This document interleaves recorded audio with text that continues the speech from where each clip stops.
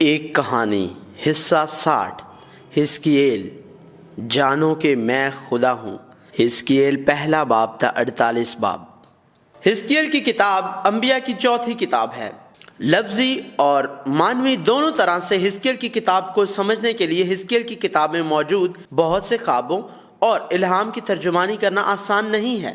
نیز اگر حزقییل کی کتاب سے تاریخی طور پر رجوع کیا جائے تو یہ تاریخ کا مطالعہ بن جاتی ہے۔ لہٰذا حزقییل کی کتاب کو یسایہ اور یرمیہ خدا کے لوگوں کے جرائم کی سزا، خدا کے فضل جو سزا کے دوران بھی نہیں بھولتا، اور خدا جو نجات کا موضوع ہے کی طرح دیکھا جانا چاہیے۔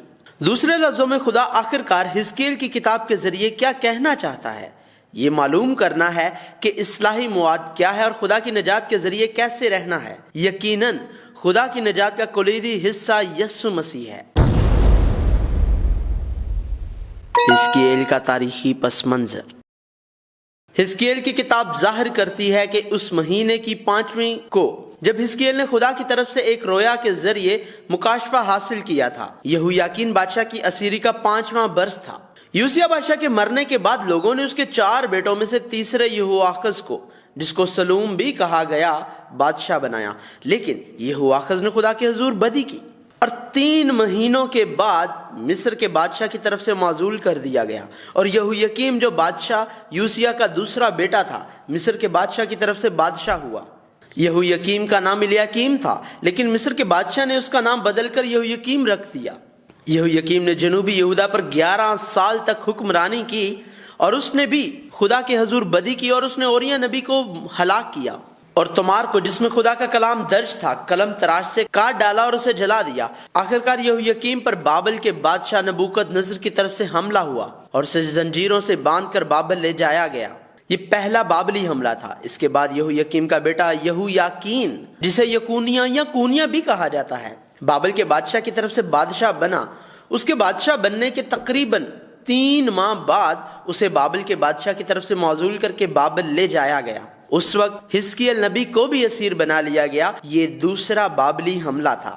بابل کے بادشاہ نے یہویاکین کو اسیر کر لیا اور یوسیہ بادشاہ کے چوتھے بیٹے صدقیہ کو بادشاہ بنا دیا۔ چنانچہ جب حزقییل نے اپنی پہلی رویا دیکھی تو یہ صدقیہ کے بادشاہ ہونے کا 5واں سال تھا۔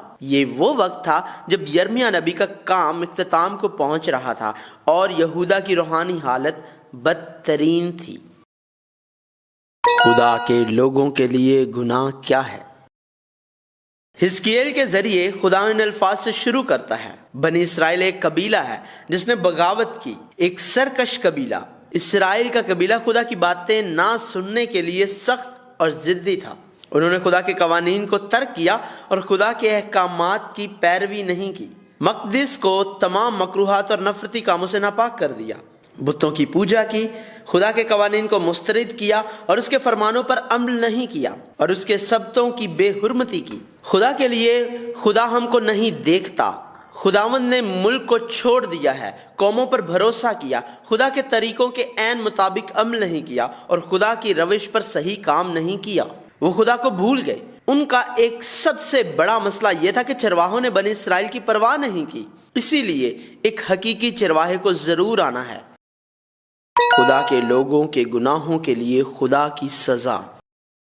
خدا نے سزا دی اور اپنے لوگوں کو ان کے گناہوں کی سزا دے گا۔ خدا کی سزا کے ذریعے ان کی تباہی ان کے بچنے کی راہ ہے۔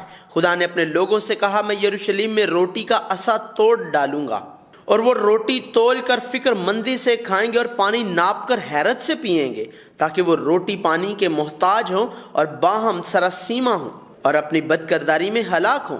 جب میں سخت قحط کے تیر جو ان کی ہلاکت کے لیے ہیں ان کی طرف روانہ کروں گا، جن کو میں تمہارے ہلاک کرنے کے لیے چلاؤں گا، اور میں تم میں قحط کو زیادہ کروں گا اور تمہاری روٹی کے عصا کو توڑ ڈالوں گا، اور میں تم میں قحط اور برے درندے بھیجوں گا، اور وہ تجھے لاولد کریں گے، اور مری اور خون ریزی تیرے درمیان آئے گی، اور میں تلوار تجھ پر لاؤں گا۔ میں تیرے درمیان سب قوموں کی آنکھوں کے سامنے تجھے سزا دوں گا، اور میں تیرے سب نفرتی کاموں کے سبب سے تجھ میں وہی کروں گا جو میں نے اب تک نہیں کیا اور کبھی نہ کروں گا۔ پس تجھ میں باپ بیٹے کو اور بیٹا باپ کو کھا جائے گا، اور میں تجھے سزا دوں گا اور تیرے بقیہ کو ہر طرف پراگندہ کروں گا۔ मेरी आंखें रायत ना करेंगी, मैं हरगिज रहम ना करूंगा, तेरा एक हिस्सा वबा से मर जाएगा और काल से तेरे अंदर हलाक हो जाएगा, और दूसरा हिस्सा तेरी चारों तरफ तलवार से मारा जाएगा, और तीसरे हिस्सा को मैं हर तरफ परागंदा करूंगा और तलवार खींचकर उनका पीछा करूंगा। मेरी आंख रायत ना करेगी और मैं हरगिज रहम ना करूंगा। मैं तुझे तेरी रविश के मुताबिक सजा दूंगा और तेरे घिनौने कामों के अंजाम तेरे दरमियान होंगे, और तुम जानोगे कि मैं खुदावंद सजा देने वाला हूं। बस मैं भी कहर से पेश आऊंगा, मेरी आंख रायत ना करेगी और मैं हरगिज रहम ना करूंगा। और अगरचा वो चिल्ला चिल्ला कर मेरे कानों में आओ नाला करें तो भी मैं उनकी ना सुनूंगा। हलाकत आती है और वो सलामती को ढूंढेंगे पर ना पाएंगे, बला पर बला आएगी और अफवाह पर अफवाह होगी। मैं उनकी रविश के मुताबिक उनसे सलूक करूंगा और उनके अमाल के मुताबिक उन पर फतवा दूंगा, ताकि वो जाने कि खुदावंद मैं हूं। बनी इसराइल में से हर एक जो अपने बुतों को अपने दिल में नस्ब करता है और अपनी ठोकर खिलाने वाली बदकिरदारी को अपने सामने रखता है और नबी के पास आता है, मैं खुदावंद उसके बुतों की कसरत के मुताबिक उसको जवाब दूंगा, ताकि मैं बनी इसराइल को उन्हीं के ख्यालात में पकड़ूं, क्योंकि वो सब के सब अपने बुतों के सबब से मुझसे दूर हो गए हैं। क्योंकि हर एक जो कोई बनी इसराइल में से या उन बेगानों में से जो इसराइल में रहते हैं मुझसे जुदा हो जाता है और अपने दिल में अपने बुत को नस्ब करता है और अपनी ठोकर खिलाने वाली बदकिरदारी को अपने सामने रखता है और नबी के पास आता है कि उसकी मार्फत मुझसे दरियाफ्त करे, उसको मैं खुदावंद आप ही जवाब दूंगा और मेरा चेहरा उसके खिलाफ होगा और मैं उसको बाइस से हैरत व अंगश्त नुमा और ज़रबुल मिसल बनाऊंगा और अपने लोगों में से काट डालूंगा। और तुम जानोगे कि मैं खुदावंद हूं, चूंकि तुमने अपने बचपन के दिनों को याद ना किया और उन सब बातों से मुझको अफरोख्ता किया। इसलिए खुदावंद खुदा फरमाता है, देख मैं तेरी बदराही का नतीजा तेरे सर पर लाऊंगा और तू आगे को अपने सब घिनौने कामों के अलावा ऐसी बदजाती नहीं करेगी। और उसने कहा, मुझे अपनी हयात की कसम, तुम मुझसे कुछ दरियाफ्त ना कर सकोगे, क्योंकि तू मुझे भूल गई और मुझे अपनी पीठ के पीछे फेंक दिया। इसलिए अपनी बदजाती और बदकारी की सजा उठा। वो तुम्हारे फस्को फजूर का बदला तुमको देंगे और तुम अपने बुतों के गुनाहों की सजा का बोझ उठाओगे, ताकि तुम जानो कि खुदावंद खुदा मैं ही हूं, ना दस्त बरदार हूंगा, ना रहम करूंगा और ना बाज आऊंगा। तेरी रविश और तेरे कामों के मुताबिक वो तेरी अदालत करेंगे। खुदावंद खुदा फरमाता है। खुदा ने वापस आने का कहा। खुदा अपने लोगों से कहता है कि वो अपने दिमागों को बेकार चीजों और बेकार जगहों पर मत लगाएं, और बार बार ये ऐलान करते हुए कहता है, खुदा की तरफ लौट आओ, तुम जानोगे कि मैं खुदावंद हूं। यहां तक कि गैर कौमें भी सूर, सैदा, मिस्र, मुआब, अमून, अदूम और जोज, और अगरचा खुदा ने अपने लोगों को उनके गुनाहों की सजा दी जो खुदा की मर्जी ना थी, यहां तक कि सजा के दौरान भी खुदा अपने लोगों से कहते हुए कि वो अपने गुनाह छोड़ दें और खुदा की तरफ लौट आए, यही कहता रहा, तौबा करो और अपने बुतों से बाज और अपनी तमाम मकरूहात से मुंह मोड़ो। बस खुदावंद खुदा फरमाता है, ए बनी इसराइल, मैं हर एक की रविश के मुताबिक तुम्हारी अदालत करूंगा। तौबा करो और अपने तमाम गुनाहों से बाज आओ, ताकि बदकिरदारी तुम्हारी हलाकत का बायस ना हो। इन तमाम गुनाहों को जिनसे तुम गुनहगार हुए दूर करो और अपने लिए नया दिल और नई रूह पैदा करो। ऐ बनी इसराइल, तुम क्यों हलाक हो गए? क्योंकि खुदावंद खुदा फरमाता है, मुझे मरने वाले की मौत से शादमानी नहीं, इसलिए बाज आओ और जिंदा रहो। तब तुम अपनी रविश और बदअमाली को याद करोगे और अपनी बदकिरदारी और मकरूहात के सबब से अपनी नजर में घिनौने ठहरोगे। मैं ये तुम्हारी खातिर नहीं करता हूँ। खुदावंद खुदा फरमाता है, ये तुमको याद रहे, तुम अपनी राहों के सबब से खजालत उठाओ और शर्मिंदा हो। ऐ बनी इसराइल, खुदा के लोगों की तौबा।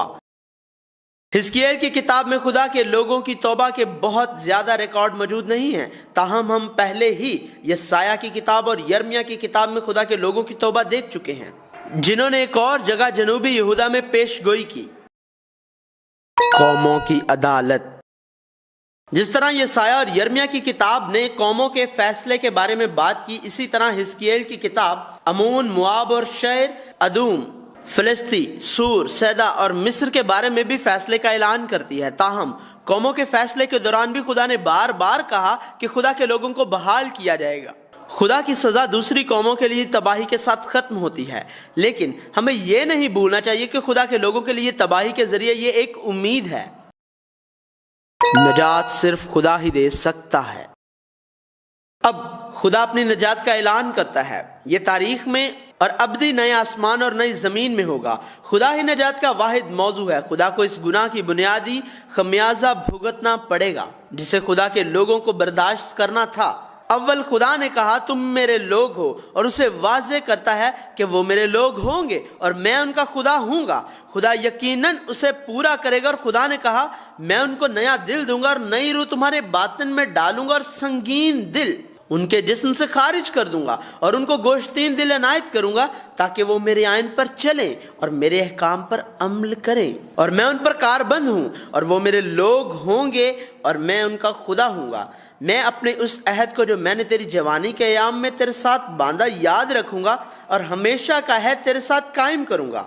میں اپنا عہد تیرے ساتھ قائم کروں گا اور تو جانے گی کہ خداوند میں ہوں، تاکہ تو یاد کرے اور پشیمان ہو اور شرم کے مارے پھر کبھی منہ نہ کھولے، جبکہ میں سب کچھ جو تو نے کیا ہے معاف کر دوں۔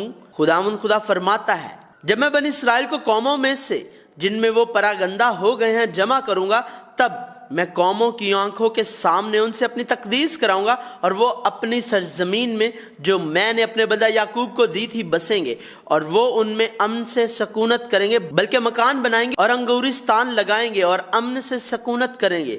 جب میں ان سب کو جو چاروں طرف سے ان کی حقارت کرتے تھے سزا دوں گا، تو وہ جانیں گے کہ میں خداوند ان کا خدا ہوں۔ میں ہی اپنے گلہ کو چراؤں گا اور ان کو لٹاؤں گا۔ خداوند خدا فرماتا ہے میں گم شدہ کی تلاش کروں گا اور خارج شدہ کو واپس لاؤں گا، اور شکستہ کو باندھوں گا اور بیماروں کو تقویت دوں گا، لیکن موٹوں اور زبردستوں کو ہلاک کروں گا۔ میں ان کو سیاست کا کھانا کھلاؤں گا۔ میں ان کے ساتھ صلح کا عہد باندھوں گا اور سب برے درندوں کو ملک سے نابود کروں گا، اور وہ بیابان میں سلامتی سے رہا کریں گے اور جنگلوں میں سوئیں گے۔ میں ان کو اور ان جگہوں کو جو میرے پہاڑ کے آس پاس ہیں برکت کا باعث بناؤں گا، اور میں بر وقت می برساؤں گا، برکت کی بارش ہوگی۔ اس لیے آئندہ نہ تو انسان کو نگلے گی نہ اپنی قوموں کو بے اولاد کرے گی۔ خداوند خدا فرماتا ہے میں تم کو نیا دل دوں گا اور نئی روح تمہارے باطن میں ڈالوں گا، اور تمہارے جسم میں سے سنگین دل کو نکال ڈالوں گا، اور گوشتین دل تم کو عنایت کروں گا، اور میں اپنی روح تمہارے باطن میں ڈالوں گا اور تم سے اپنے آئین کی پیروی کراؤں گا، اور تم میرے احکام پر عمل کرو گے اور ان کو بجا لاؤ گے۔ اے میرے لوگو، جب میں تمہاری قبروں کو کھولوں گا اور تم کو ان سے باہر نکالوں گا، تب تم جانو گے کہ خداوند میں ہوں، اور میں اپنی روح تم میں ڈالوں گا اور تم زندہ ہو جاؤ گے، اور میں تم کو تمہارے ملک میں بساؤں گا۔ تب تم جانو گے کہ میں خداوند نے فرمایا اور پورا کیا۔ خداوند فرماتا ہے وہ پھر اپنے بتوں سے اور اپنی نفرت انگیز چیزوں سے اور اپنی خطا کاری سے اپنے آپ کو ناپاک نہ کریں گے، بلکہ میں ان کو ان کے تمام مسکنوں سے جہاں انہوں نے گناہ کیا ہے چھڑاؤں گا اور ان کو پاک کروں گا، اور وہ میرے لوگ ہوں گے اور میں ان کا خدا ہوں گا۔ میں ان کے ساتھ سلامتی کا عہد باندھوں گا جو ان کے ساتھ ابدی عہد ہوگا، اور میں ان کو بساؤں گا اور فراوانی بخشوں گا، اور ان کے درمیان اپنے مقدس کو ہمیشہ کے لیے قائم کروں گا۔ میرا خیمہ بھی ان کے ساتھ ہوگا، میں ان کا خدا ہوں گا اور وہ میرے لوگ ہوں گے۔ نجات کے لیے یہ تمام کام خدا کے مقدس نام کے لیے ہیں۔ نجات یسوع مسیح جو مسیحا کے طور پر آئے گا۔ چونکہ نبیوں کی پہلی کتاب یسایہ نے پہلے ہی یسوع مسیحا جو آنے والا ہے کی تفصیلات کی وضاحت کر دی ہے۔ یرمیہ کی کتاب کی طرح حزقییل میں کوئی خاص تفصیل موجود نہیں ہے، تاہم اس نے یہ کہتے ہوئے کہ جو حقیقی چرواہا بنے گا وہ داؤد کی نسل سے آئے گا کہا میں ان کے لیے ایک چوپان مقرر کروں گا اور ان کو چرائے گا، اور وہ ان کو چرائے گا، یعنی میرا بندہ داؤد، وہ ان کو چرائے گا اور وہی ان کا چوپان ہوگا، اور میں خداوند ان کا خدا ہوں گا، اور میرا بندہ داؤد ان کے درمیان فرمان روا ہوگا۔ میں خداوند نے یوں فرمایا ہے۔ نبی کا مقصد۔ حزقییل نبی جس نے روتے ہوئے خدا کے رحم کی تلاش کی، آہ اے خداوند خدا، کیا تو اپنا قہر شدید یروشلم پر نازل کر کے اسرائیل کے سب باقی لوگوں کو ہلاک کرے گا؟ خدا کی طرف سے بلایا گیا تھا اور ایک نبی کی حیثیت سے اس مشن کو شروع کیا۔ خدا نے اس سے بات کی، تو ان سے کہے گا کہ خداوند خدا یوں فرماتا ہے، جو سنتا ہے سنے اور جو نہیں سنتا نہ سنے، کیونکہ وہ باغی خاندان ہے۔ یہ ٹھیک ہے، سب واپس نہیں آئیں گے، لیکن یسایہ کی کتاب میں مذکور تھا وہ لوگ جو باقی رہ گئے ہیں اور خدا کے فضل سے منتخب ہیں واپس آئیں گے۔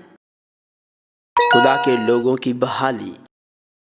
قوموں کے خدا کا جلال اور قدرت دیکھنے کے بعد خدا کے لوگ جان لیں گے کہ خدا ان کا خدا ہے۔ بہت ساری قومیں یہ بھی جانتی تھیں کہ اسرائیل کو ان کے گناہوں کی وجہ سے اسیر کر لیا گیا تھا، اور خدا اپنے نام کی خاطر اپنے جوش سے اپنے لوگوں کو واپس لائے گا اور ان پر پیار نچھاور کرے گا۔ خدا کے لوگ شرمندہ ہوں گے اور سب کچھ بحال ہونے کے بعد اپنے گناہوں سے توبہ کریں گے۔ خدا ہی وہ ہے جس نے بنی اسرائیل کو اسیر کیا، اور خدا ہی ہے جو انہیں اپنے وطن واپس لایا، اور یہ کہ خدا اپنے لوگوں میں سے کسی کو بھی اجنبی ملک میں نہیں چھوڑے گا۔ خدا پھر کبھی بھی اپنے لوگوں سے اپنا چہرہ نہیں چھپائے گا بلکہ ان پر اپنا روح نازل کرے گا۔ اس کے بعد حزقییل نے اپنی رویا میں شہر دیکھا۔ حزقییل نے کہا، ہماری اسیری کے 25ویں برس کے شروع میں اور مہینے کی 10ویں تاریخ کو جو شہر کی تسخیر کا 14واں سال تھا، اسی دن خداوند کا ہاتھ مجھ پر تھا اور وہ مجھے وہاں لے گیا، اور حزقییل کو بابل کے دوسرے حملے سے یہویاکین بادشاہ کے ساتھ قید ہوئے 25 سال ہو چکے ہیں، اور یروشلم شہر کو بابل کے تیسرے حملے کے نتیجے میں تباہ ہونے کے بعد مزید 14 سال گزر چکے ہیں۔ اس رویا کے ذریعے خدا وہ جلال دکھا رہا ہے جو ان لوگوں کو حاصل ہوگا جو خدا کے فضل اور نجات کے خود مختار کام کے ذریعے ایک بار پھر خدا کے لوگوں کی حیثیت سے کھڑے ہوں گے۔ خدا ایک بار پھر اپنے لوگوں کے پاس آئے گا اور ایک نیا مقدس بنا کر ان کے ساتھ رہے گا۔ خدا کے ساتھ تعلقات بحال ہوں گے، نئی عبادت قائم ہوگی، اور خدا کے لوگ خدا کے سامنے جائیں گے، اور خدا بحال شدہ زمین کو خدا کے لوگوں کے لیے ایک بار پھر مختص کرے گا۔ اب یہ ساری چیزیں یسوع مسیح کے بھرپور کام اور روح القدس جو حقیقی ہیکل ہے کے ذریعے کی جائے گی۔ اور حزقییل نے ہیکل سے پانی کے بارے میں اعلان کیا، آدمی مجھے ہیکل کے دروازہ پر واپس لایا، اور کیا دیکھتا ہوں کہ ہیکل کے آستانہ کے نیچے سے پانی مشرق کی طرف نکل رہا ہے، کیونکہ ہیکل کا سامنا مشرق کی طرف تھا، اور پانی ہیکل کی داہنی طرف کے نیچے سے مذبح کی جنوبی جانب سے بہتا تھا۔ تب وہ مجھے شمالی پھاٹک کی راہ سے باہر لایا اور مجھے اس راہ سے جس کا رخ مشرق کی طرف ہے بیرونی پھاٹک پر واپس لایا، یعنی مشرق رویہ پھاٹک پر، اور کیا دیکھتا ہوں کہ داہنی طرف سے پانی جاری ہے، اور اس مرد نے جس کے ہاتھ میں پیمائش کی ڈوری تھی مشرق کی طرف بڑھ کر 1000 ہاتھ ناپا اور مجھے پانی میں سے چلایا، اور پانی ٹخنوں تک تھا۔ پھر اس نے 1000 ہاتھ اور ناپا اور مجھے اس میں سے چلایا، اور پانی ٹخنوں تک تھا۔ پھر اس نے 1000 اور ناپا اور مجھے اس میں سے چلایا، اور پانی کمر تک تھا۔ پھر اس نے 1000 اور ناپا، اور وہ ایسا دریا تھا کہ میں اسے عبور نہیں کر سکتا تھا، کیونکہ پانی چڑھ کر تیرنے کے درجہ کو پہنچ گیا، اور ایسا دریا بن گیا جس کو عبور کرنا ممکن نہ تھا۔ اور اس نے مجھ سے کہا، اے آدم زاد، کیا تو نے یہ دیکھا؟ تب وہ مجھے لایا اور دریا کے کنارے پر واپس پہنچایا، اور جب میں واپس آیا تو کیا دیکھتا ہوں کہ دریا کے کنارے دونوں طرف بہت سے درخت ہیں۔ تب اس نے مجھ سے فرمایا کہ یہ پانی مشرقی علاقہ کی طرف بہتا ہے اور میدان میں سے ہو کر سمندر میں جا ملتا ہے، اور سمندر میں ملتے ہی اس کے پانی کو شیرین کر دے گا، اور یوں ہوگا کہ جہاں کہیں یہ دریا پہنچے گا ہر ایک چلنے پھرنے والا جاندار زندہ رہے گا، اور مچھلیوں کی بڑی کثرت ہوگی، کیونکہ یہ پانی وہاں پہنچا اور وہ شیرین ہو گیا۔ بس جہاں کہیں یہ دریا پہنچے گا زندگی بخشے گا، اور یوں ہوگا کہ ماہی گیر اس کے کنارے کھڑے رہیں گے۔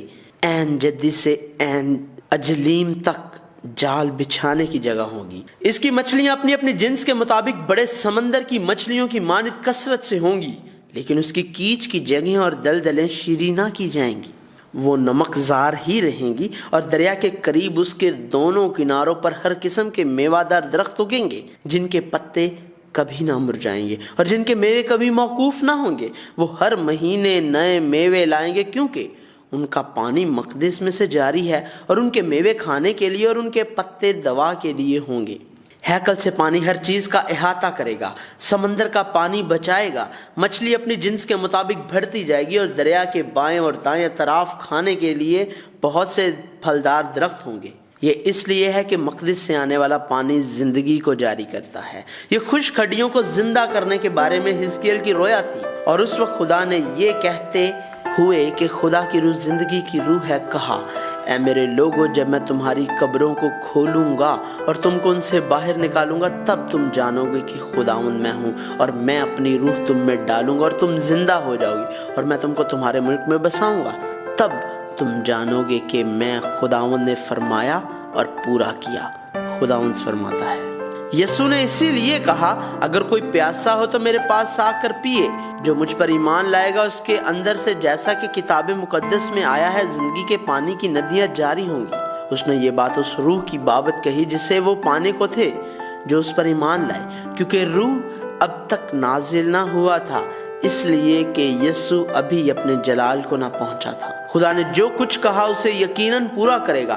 ہمیں یہ جاننا چاہیے کہ خدا بلا وجہ کچھ نہیں کرتا، وہ خدا ہی ہے جو کہتا ہے اور پورا کرتا ہے، اور خدا کے جوش کی وہی کہانی بائبل ہے۔ بائبل کی کہانی، خدا کے جوش کی کہانی جاری رہے گی۔